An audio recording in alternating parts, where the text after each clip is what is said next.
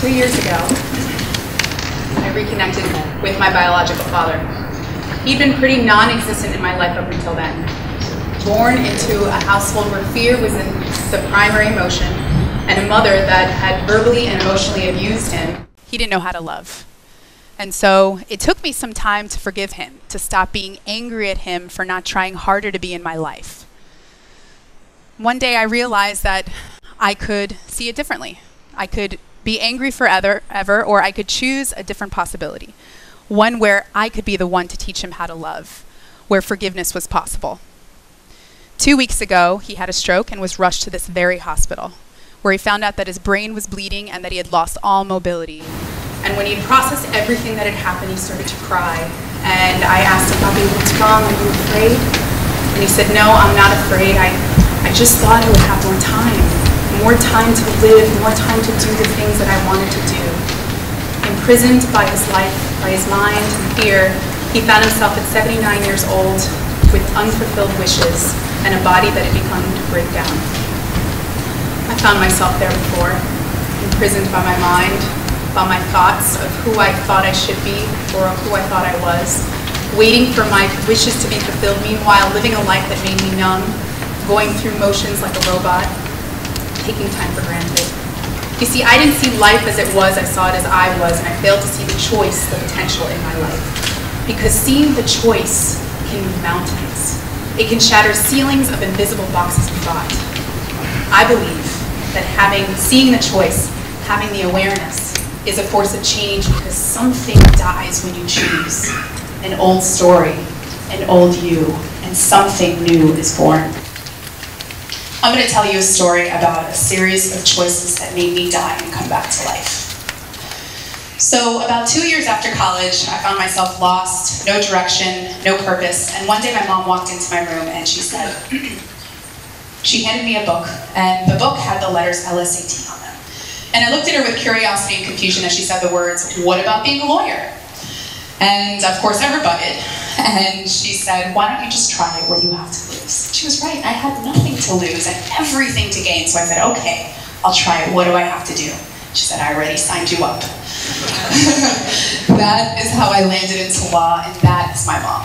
She helped me to choose bigger than I thought I was that day, but that's how I lived my life, with choices made for me. And if I wasn't asking for permission, I was choosing based on what others thought I wanted, always living within the lines, afraid to be different, afraid to be me. Imprisoned by my own fear, my stories of unworthiness, my self-doubt, but I went with it. I went on to become an attorney, and after several years of working as an employee, I woke up one day to the idea of owning my own law firm. And I dreamt of the possibility of having something big, something impactful, saving all the Davids against the Goliaths. So I walked into my manager's office one day and I said, "We're going to do this. We're leaving this place and we're going to start a law firm and we're going to change lives." And so we did. In March 2011, we officially became entrepreneurs. And within the first year, my dreams faded of the tormenting worries of how I was going to feed my family and how I was going to survive. I remember almost throwing the towel in 100 times, and I was overwhelmed with stress, panic, desperation. But there was one thing I did, one thing that was instrumental in bringing me back, something so unexpected. I never thought that night, that when I closed my eyes, I would never be the same. That night, I connected to something larger than myself. That night, I meditated for the first time, and it saved me.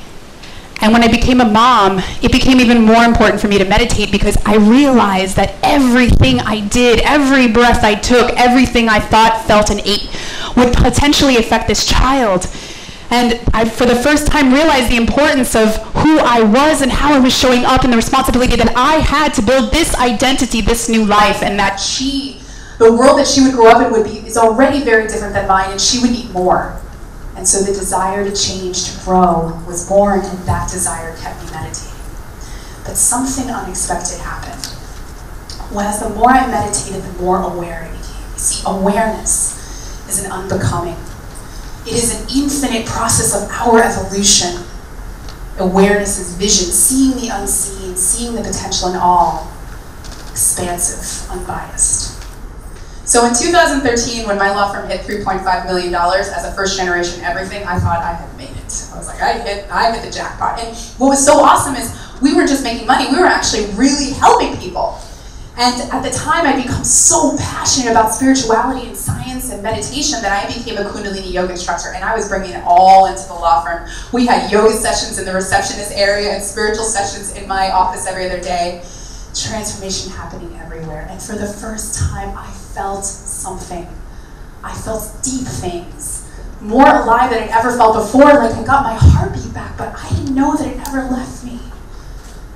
And suddenly, the current state of my reality set in, and everything felt so small. I felt trapped. I couldn't breathe. Why was this happening? And why couldn't I just be grateful?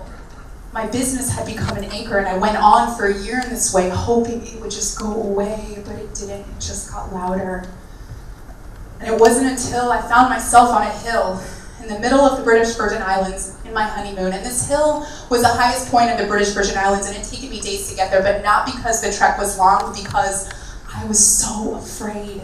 I was afraid of the unknown, afraid of failing, but when I got there, oh my God, it was the most beautiful thing. Oceans all around me, the vastness of life, the vastness of my possibilities. And what I was afraid, what was I afraid of? And what else am I afraid of? What else was I afraid of by not trekking into the unknown, by choosing comfort over courage? And as I started to reflect on everything that had brought me to that exact moment, the choices I had made, I realized that the choice had been mine all along. And all I had to do was see the potential.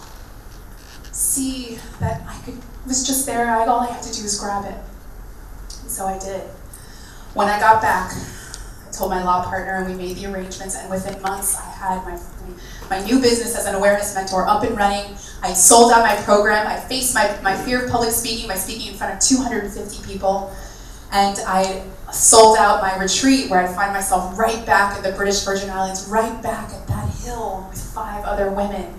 And in the years to follow, I would help hundreds of other women awaken themselves to their own potential, making my way right here to this stage, to my dream.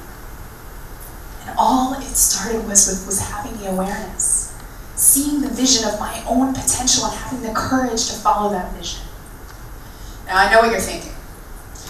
You look like you had a good thing going on. Why did you leave? I mean, for something so secure, for something so abstract. And I've been broke before. I mean, I could potentially go back there, and you're right. I mean, my law firm wasn't worth millions at the time, but it was definitely supporting me. And don't forget that law degree. I mean, I had 3.5 years invested in my education, $150,000 invested. What a waste, right? Something I realized along the way, nothing is wasted. So there's something in quantum physics called a quark. It is the most fundamental unit of matter, of everything, of reality, of you. The universe does not waste a single quark. No mistakes, no coincidences, nothing wasted. All a part of the whole, all preparing us for this very moment, recycled, integrated. You see, I didn't leave law to start another career. I left to live, to answer a calling, to live, not just merely exist. I didn't want to wait till my deathbed to realize that I wish I had done more, I had lived a little more. I wanted to feel alive now and all the time. Why should that only be a moment? The world will tell you that there is a certain way to live, or only one way to live, but this is your life. No one will do this for you. You will have to have the courage to stand up and say, this is how I want to live. But first, you have to see the unseen. I want you to take a journey with me, a journey of remembrance. I want you to get comfortable, put your feet on the ground. I want you to close your eyes. I want you to find your heart. Just take some deep breaths. Don't worry, I'll tell you when to open it. Just find your heartbeat. Find that rhythm.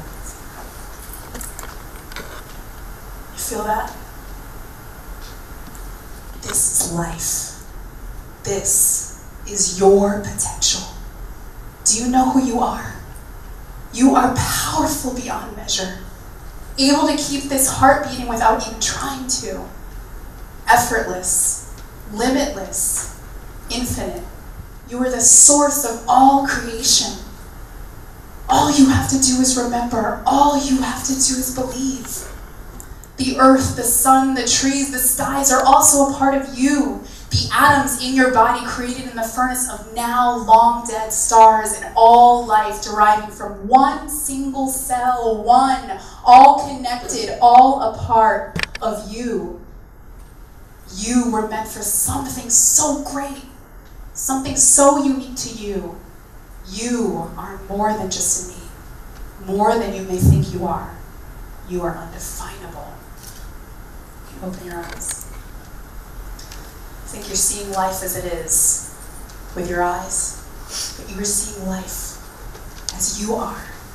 What world do you see? I see the potential for a world where we see the earth as alive, as something sacred, something meaningful. I see the potential for a world where there's endless love and connection and unity, where this journey is one of remembrance, remembering who we are, because we are magnificent, undefinable, free to fly, free to dream, free to choose. What will you choose to do with this life?